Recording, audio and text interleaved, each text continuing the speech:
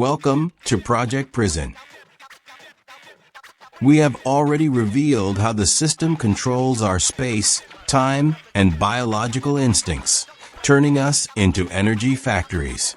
We looked for the enemy in towers of power, in secret lodges, in the architecture of the universe. But today we must look into the eyes of the coldest and ugliest truth. The architects do not need an army of millions of guards. Why waste resources on surveillance if the system has taught the prisoners to control each other?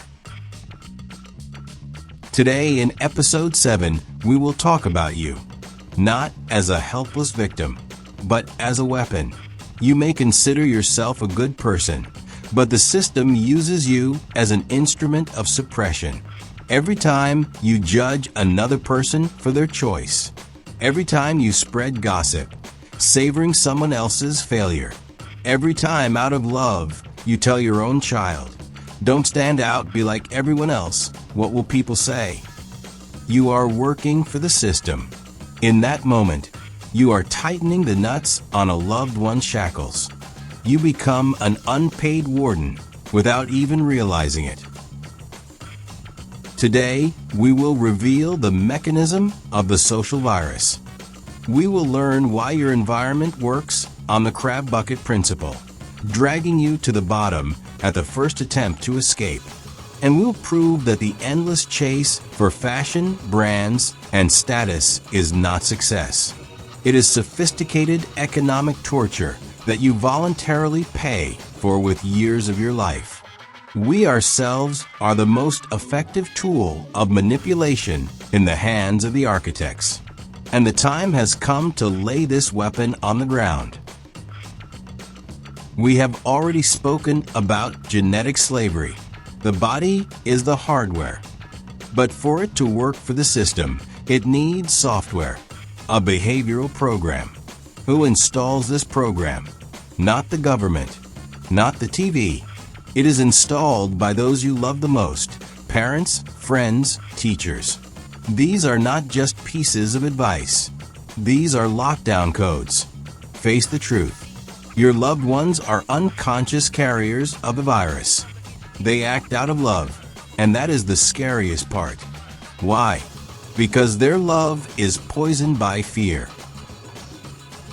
Parents who have gone through the millstones of the system know. Those who are different are destroyed.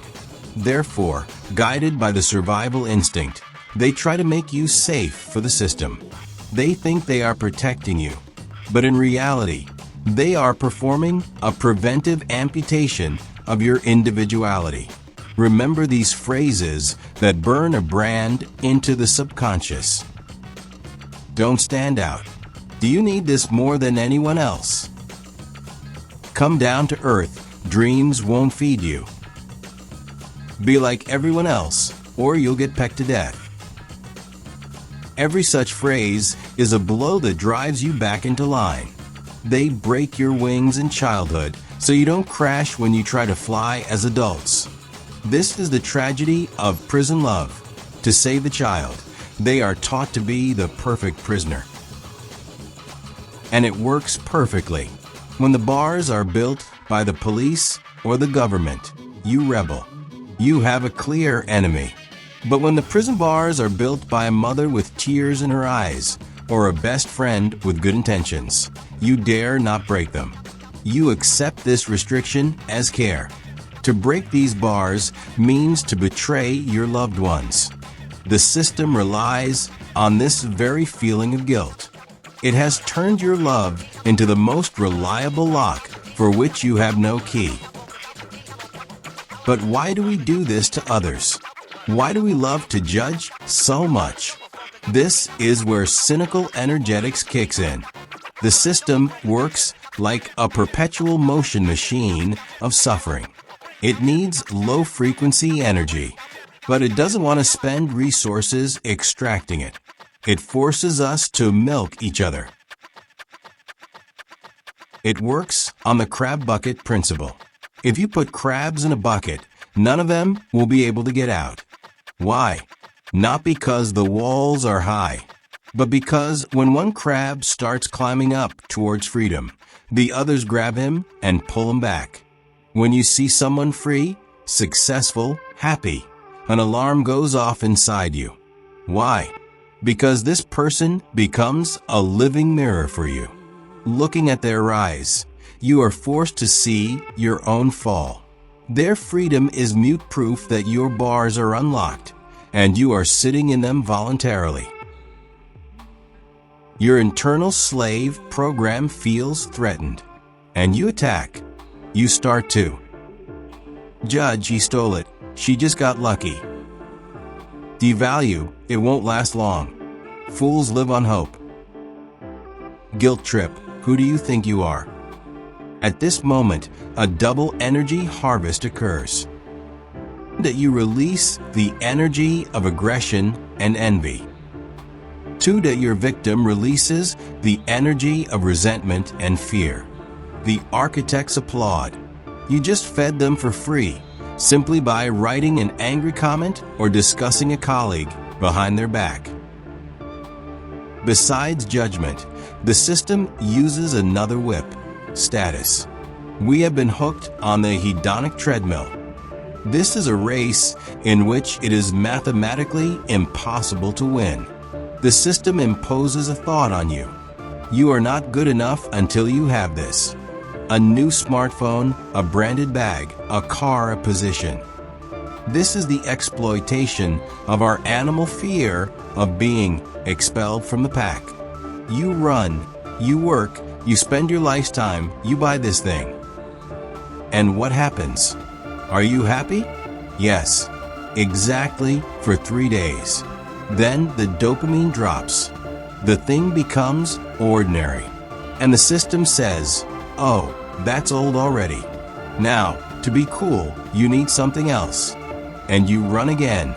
You think this is progress. In reality, you are just a hamster on a wheel generating electricity for the prison. The end result is always the same. You are tired, you are empty, and your energy went to support an illusion. This is not economics. This is economic violence disguised as success. So let's be honest. We are not just victims. We are the army of architects. They gave us the program, and we, guided by fear, pride, and envy, do all the dirty work for them. We hold each other by the legs in this bucket ourselves. Only instead of crabs, IT is humanity. The exit begins the second you refuse to be a warden. When you catch yourself wanting to judge, and stop. When you hear don't stand out, and do the opposite. When you see success, and don't run to buy it to prove something to someone. Stopping being a social virus is the first step to becoming human. This was the 7th episode. We looked in the mirror, but the system doesn't let go that easily. It has built places where we ourselves voluntarily bring our energy. Next time we will rip the mask off the main spectacle of the planet. We will open the gates of the Colosseum. We will prove that modern sport is not about health, but about a ritual of sacrifice. While we prepare this strike, are you ready to lay down the weapons of envy, judgment, and preaching? Write in the comments how often you catch yourself wanting to pull someone else down. Hit the like button. This is your energy directed at awakening, not at the system.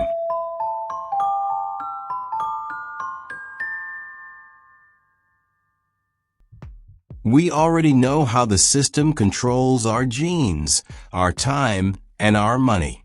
But there is one mechanism that we have become accustomed to considering a blessing.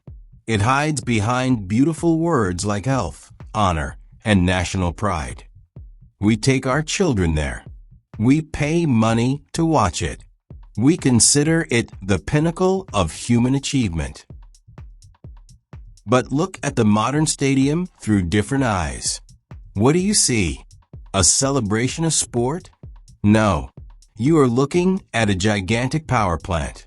Imagine a bowl where 80,000 people have been gathered. Their attention is focused on a single point, the green rectangle below. All these people scream, cry, hate, and adore at the same time. This is not chaos. This is a perfectly tuned process of energy collection. The architects have built a brilliant scheme. They force millions of people to voluntarily give up their life force in a single synchronized impulse. Today is episode 08. We will rip the mask off society's sacred cow. We will prove that professional sport is not about health.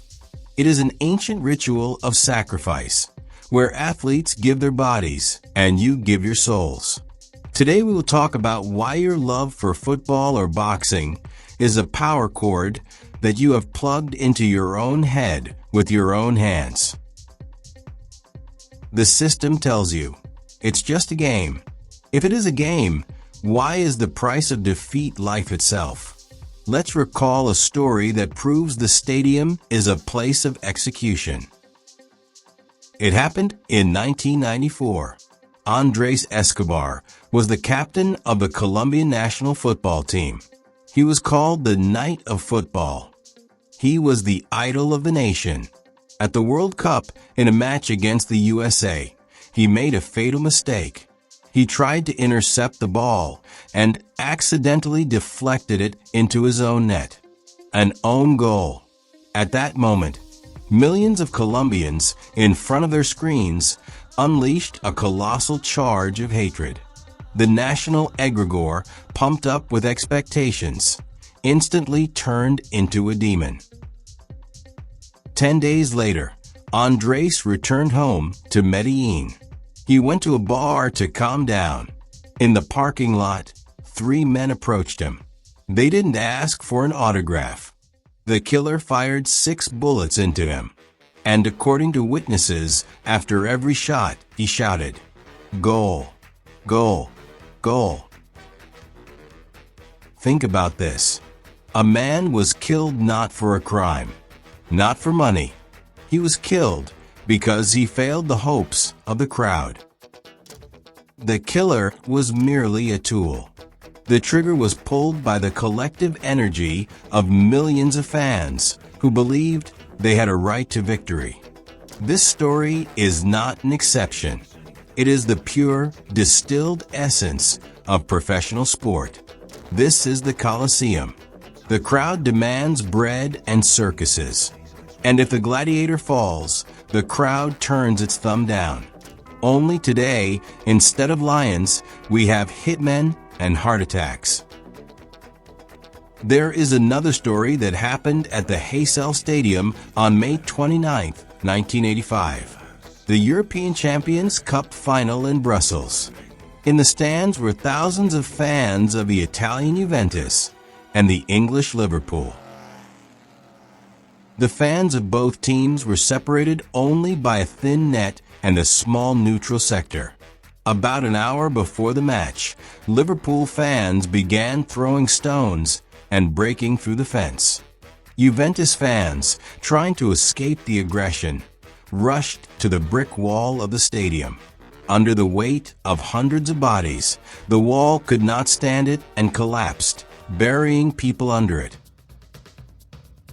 Consequences: 39 people died, mostly Italians. Over 600 were injured. The system uses football as a seemingly safe way to release aggression. But at Isley, this mechanism has gotten out of control. The architects of the prison feed on this mass outpouring of fear and anger. The absurdity of the system. The most terrible thing is that the match was not canceled. The players played on the field while the bodies were still lying behind the stands. The system demanded that the show continue so as not to provoke an even greater explosion of violence. Juventus won 1-0, but this cup will forever remain stained with blood. We admire athletes. We are told they are superhumans. But from an energetic point of view, A professional athlete is scorched earth. High-performance sport has nothing to do with health. It is the exploitation of biological resources to the breaking point. Look at gymnasts with broken spines at the age of 15. Look at boxers whose brains turn into mush from hundreds of blows. Look at football players who die of heart failure right on the field on live TV. They voluntarily lay their health on the altar. They live in a mode of constant stress, pain, and fear. Injuries, surgeries, doping, these are not side effects. This is the price the system charges for success. The medal is just a receipt. It is a note from the system. We have accepted your sacrifice. The athlete thinks he is a hero. In reality, he is the perfect slave who burns through his life resource in 10 years to generate emotions for the crowd. But athletes are just the lighter. The real fuel is you. The system is not that interested in the 22 players on the field. It is interested in the 50,000 in the stands and the millions behind the screens. Imagine the Champions League final. 1 billion people freeze simultaneously. You are not running. You are not influencing the result. But you are investing a colossal amount of energy. Your heart beats in the rhythm of the game. Your muscles tense up. The level of cortisol in your blood is the same as that of a soldier in a trench. You scream, you cry, you curse the referee. This is a synchronized emotional explosion. Where does this energy go? It doesn't vanish into thin air. It is harvested. The stadium works like a lens that focuses this flow and transmits it further to the architects. The media specifically inflates the drama of hero versus villain. They create conflict out of thin air. Match of the century, Clash of Titans. You are pumped up like livestock to squeeze the maximum emotion out of you. You think you are relaxing after work with a beer in front of the TV? No. At this moment, you are working. You are charging the prison's battery for free with your own nervous system. And to make sure you don't get off the hook, the system uses the most powerful drug, nationalism. We are told sport unites. This is a lie. Sport divides. Us versus them. History knows cases where this game led to real war. In 1969, the so-called football war broke out between El Salvador and Honduras. It all started with a World Cup qualifying match. Fights broke out in the stands. Fans beat each other with flags. The tension was so strong that a few days later, the Salvadoran army began bombing the neighboring country. 3,000 people died. Think about it. 3,000 lives were sacrificed just because 22 men chased a ball on the grass, and millions believed it was important. The Olympic Games, World Cups, these are modern tools of division. You are forced to identify yourself with someone else's victory. We won, you shout. What exactly did you win? You just gave your energy to an egregore that doesn't even know your name. All these anthems, flags, medal tables. These are tools for the mass synchronization of consciousness. So what should you do? Does this mean you should lie on the couch? Of course not. The body is a temple, and it must be kept clean. But there is a difference between physical culture and sport. Physical culture gives energy. Sport takes it away. Move for yourself. Run in the forest where there are no spectators. Swim in the sea where there is no stopwatch. Do it for the joy of the body, not for a medal around your neck. And most importantly, stop being a fan. Understand, your team's victory will not make you happier, and its defeat should not make you miserable.